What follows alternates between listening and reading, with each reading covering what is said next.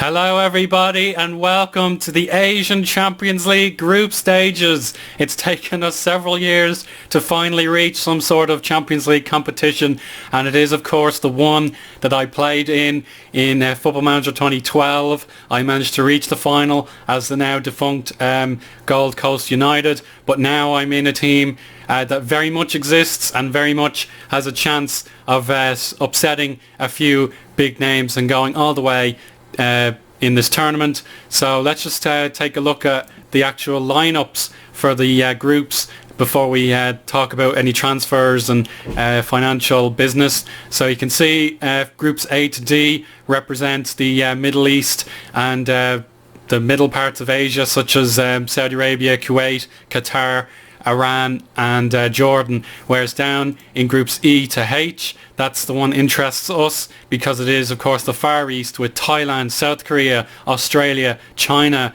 and Myanmar, which is a big surprise. I didn't expect a team from that country, but anyway, we're down here at the bottom at group H. We have the Central Coast Mariners, Saitama United, Ulsan Hyundai and then of course ourselves. So we have the very difficult assignment to begin with, as Ulsan are the champions of Korea, which is really daunting, but the benefit of that is their season has not necessarily begun, and we have some sort of chance of catching them out when they're in their own pre-season, but it's going to be tricky to beat them. As for the Central Coast Mariners, the other team that I have a league loaded for, they are not doing so well this year after winning the grand final last year. You can see they're in a horrible run of games, and I would have preferred to play them first, but we'll see if they have any chance of recovery because they're not qualifying for the grand final stage whatsoever. They're well out of it,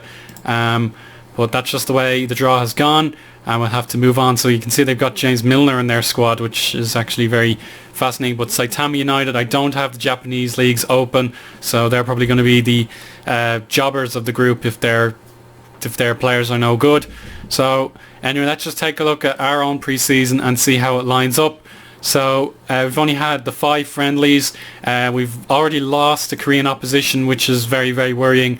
John Book proved too good for us. We didn't put anything past them, but we did have a few destruction. We were very much destruction based, putting so many goals past weak opposition.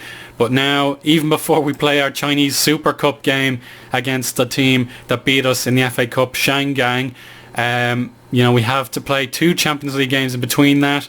Then we've got Guangzhou away, and then the 3rd Champions League game here. It's all going to be so tricky to defend our title with the greatest of intention, but that's just the way it goes, and there is a greater space between the remaining games.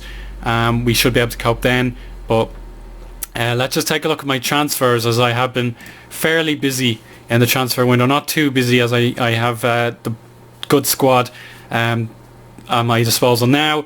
So the players out are Cao Yunding, Zhang Meng, Zhang Jingming and a few other youth-based players that I wasn't really going to keep. We have a few guys out on loan as well, not really too significant. But here's a funny story. Geng Zonglin did not sign a contract as the deadline passed to bring in the new year, and then suddenly, as soon as that happened, I had a look at his I had a look at approaching to sign him, and he said, yes, I will sign for you. So this crazy 21-year-old has come back to the club, and he has a much better contract. He won't be a first teamer still. I don't believe he's good enough to beat Danny Moreno just yet. But you want to talk about bizarre, talk about a player who left the club in a huff and then woke up the next morning and said, I'd like to come back please, and I decided yeah, okay, as there wasn't anyone else I wanted in the market, to be honest. Now this is a major coup from my director of football. He had a look at Zhu Zhen, who was just released from Renhe, and said yes, I'd like to bring him in, and I agreed. He is a very worthy player, even at just the tender age of 21. You can see finishing 16, off the ball 13, teamwork 18, balance 11, pretty good, and unfortunately he's not so good at heading or passing, but that's something we can deal with, especially if he knows how to score double-digit figures in the Chinese Super League. And he cost Rennes 2.1 million, and he decided to leave the club, so that's a terrible buy from Rennes' perspective, not getting anything in return apart from probably a bit of compensation. So I think we have a very complete strike force now, and the other team should fear us as we try to defend the title. Eddie Francois, he's a pretty well-known Chinese right back, I felt, because Mackay wouldn't sign a new deal for loan or for permanent transfer. I felt he would be a good experienced player to have, but it's fascinating that he's Tanzanian dual nationality, but he was born in Shanghai, so he is a local, but he has a mixed race, and that is very, very unusual. But he's had a very imbalanced career. He's been all over the place, and he has been with Shenhua before, but he never really broke into the team. So this is his 5th club in as many years, like Jiangsu, Beijing, Fuli, Chongqing, Meizu, and now back to Shenhua, so that's actually 6 clubs. But it's crazy that you just cannot seem to settle. But we'll see if this is his true home after all.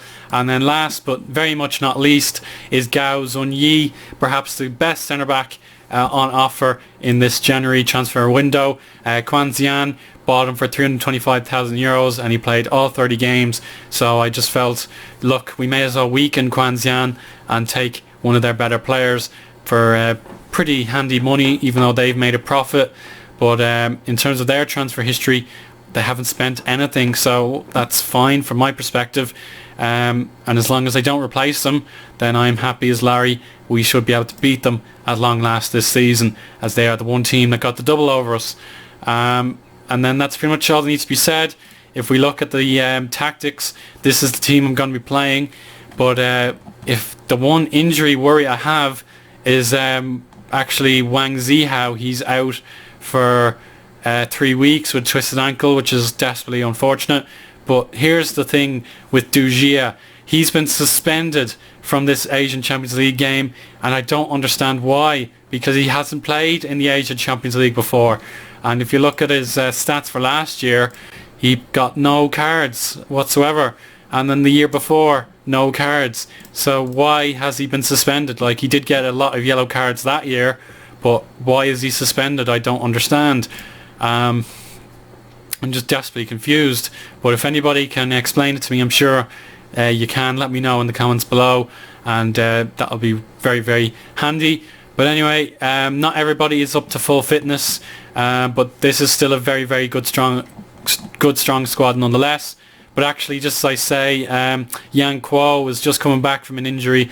What did he do? He strained his calf, and that's a desperate blow, as when we missed him in the FA Cup we were beaten 3-0, and having him out for such an important game is just worrying, and I hope we can live without him. But it's still a very, very good squad I have assembled, and I think we can go out and win this if Ulsan are not up to scratch, but you never know, to be honest. The board have let us have a few new coaches as well. That's absolutely brilliant. We're pretty much the best in everything apart from the physiotherapy. I can live with that, to be honest, but we're looking in great, great shape. If we need more scouts, we can hire them, but we're very much sorted for coaches, and our training regime should be much, much better this season, and that gives us every belief that we can go all the way and defend our title. And just before we actually start, we can see we've been upgraded to 5th place in the predicted finish, but there are still teams that are likely to upset the apple cart. But you know, I think the media have been a little bit skeptical of us, but I think we are still the best team by some distance, as the elder players for the likes of Guangzhou are getting too old, and they will be struggling as the season goes by, I'd say. So now, enough with the yapping. Let's get into this game. We have some squad numbers to assign, so 17 is fine, and Zuzan can have number 20. That's grand, but I haven't actually had to assign the squad numbers across the board yet, so it's just been a crazy pre-season, having so many games to play even before the league begins. But that's the drawback of being the champions. Everybody wants your undivided attention, and if you say no, then you look weak in the eyes of your opponents, and that gives them an opportunity to take you down. But now let's play the South Korean champions in our debut season in the ACL, as I like to call it. Let me see what they have in store for us. So most of these players are rated very well by our scouting team. So can we beat them at their own ground? I don't know for certain, but I still have excellent confidence in my team. But you can see they have a wonderful balance between youth and experience that dwarfs anything we're capable of. But if they're the champions of South Korea, even with players so young, they must have something going right for them. So let's show no mercy whatsoever, get stuck in and see if these guys are actually fit enough to give us a challenge. So yeah, you can see they're not very match sharp. They haven't played too many friendlies. So let's see if we can cause the upset here in Ulsan. Let's just turn on the sounds. There we go. It sounds like a jam-packed stadium. We're going to do most of what I usually do with the wide play, whipped crosses, etc. So now the pressure is all on the opposition, but let's give the fans something to cheer about. It is a fairly grueling journey from South Korea, or to South Korea from China. So let's make it count while we can. And one bit of bad news is that you're only allowed 4 foreign players in the Champions League. So Nika Kanchuria is the unfortunate. He misses out, and it means that Mullen, Moreno, Karadzic and Radaby are my nominated foreign players. So let's see if we can win the Champions League with their help. So it's time for the kick-off. Shenshua on the attack in the white kit with blue numbers, but Ulsan are in the dark blue, and they have a wonderful crowd to greet them for this new Champions League campaign. So not much happening at the minute. Oh, these are key highlights. Whoa, that's not good. I want extended. It has to be extended highlights for me. I prefer that. So anyway, let's get on with the business. And here is Jung-guk over to Hwa Sub, and that's a very dangerous cross. It's off the line. Well done by the defender. The keeper was a bit afraid to go for it, which is understandable because he could have fumbled it into net. Shenglong has a stroll. Oh, Daehee with a great catch to keep it at 0-0. Let me see, can we go control? We are getting better now, guys. Let's keep it going. Taxiang heads it away on as far as Jaryong. Yongguan swapping the flanks and back to the left hand side. Park Hwa Sub, another dangerous cross, and it's off the line again. Ulsan Hyundai definitely showing what they're capable of, but again Shensha are able to clear. No goals in our group at the moment. We're going to go more direct and pump the ball into the box, but we're going to leave things as they are for now. But definitely Ulsan are a strong team, and we just need a finisher on the pitch, see if we can get anything going here. Our crossing hasn't been good, but the passes completed have been a little bit better. Anyway, it's Mungju, Min Hyuk, keep him tight. Oh, Danswo with an excellent save down to his left, and that keeps us in the game for certain. So we're going to go into counter-attack mode.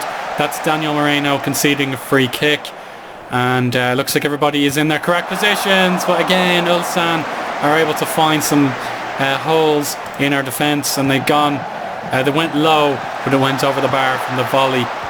And Mullen clears only as far as Leo, probably their star defender from Brazil. Jaryong back to the keeper. Not much going on for Shenshua, and there's a long hopeful ball. It has made it. It's Moreno though able to pick it up. He needs some help. He doesn't get it, and he may have been hurt in that collision. Yeah, he's lost some stamina, but I think he'll be okay. Well done to Danswo. He's had a great first half. I'll just say go out and play without pressure. I think we've done as best as we can. I'll just say to Shenglong, you're not doing so well, and he has responded to that, but you might have to take off Moreno at some point. We might turn that off again. We might turn that off and swap around to discipline, see if that makes a difference, and we'll go flexible, just see what goes on. I might look at pros on. Haven't done it in ages because I haven't had to due to our dominant streak. But winning this game would do a huge favour to us in the league, as we don't want to be losing our opening game and then having the Champions League just a few days later. But it looks like Shenzhou are responding well. Just as I say, it's given away. And Hua Sub has been good on the left hand side. That's hit Taxiang in the face, but not good enough to have it land to Shenzhou's feet. And it looks like Ulsan are continuing to play like the champions they are. Here's Min Hyuk. Oh, he had too much space. Not good. Have to get tight on him, guys. Shenglong wins the header. Nicely done. Taxiang to Ziyang. There's Radaby unmarked. He has a lot of time to look up, and he's won a corner kick.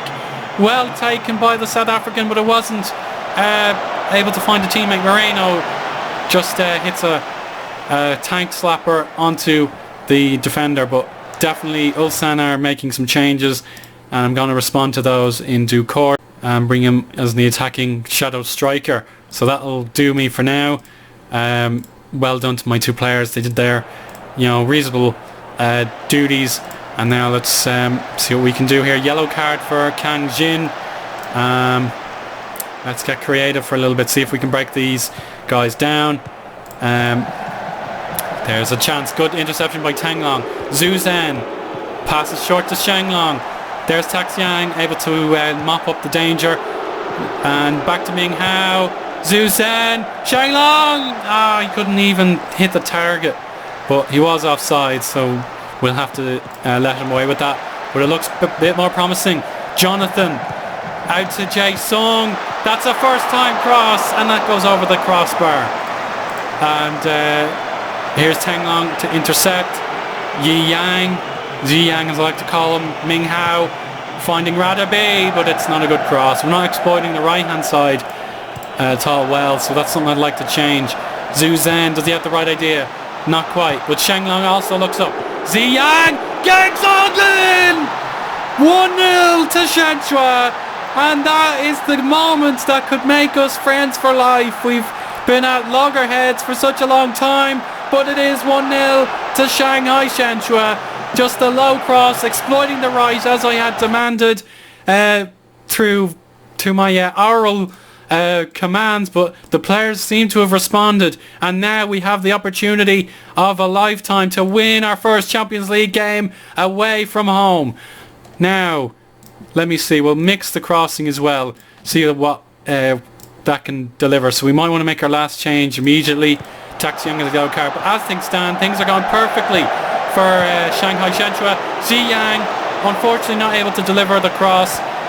Shin Wook has a very distinctive hairstyle, but this is an opportunity. Oh, saved by Dan Swo. Oh, fantastic. And now we'll make our final change. Kim Shin Wook is injured. There we go. And does that mean they're down to 10 men? I think it does. Let me see. I really don't know. He's just yeah, he is knocked, and he's asking for the substitution. Yeah, he's gone.